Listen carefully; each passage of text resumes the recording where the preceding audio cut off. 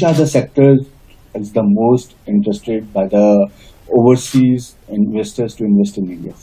World is watching and also they are looking after India now for so many areas. Opportunities are also abundant.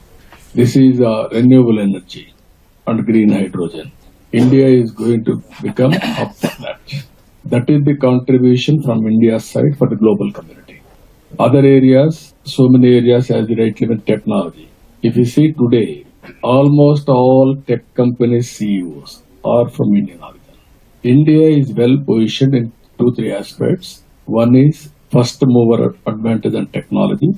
Technology is everything today, integrated to every economic activity and day-to-day life. Second is Indians are having an advantage of demographic, very young, and also entrepreneur skills. Now services Indians are providing global community. And also if you see, Indians are the most acceptable community globally. If you go to any country, they are most acceptable. These are all various advantages India is having. This team itself, Team India, is a reflection for that.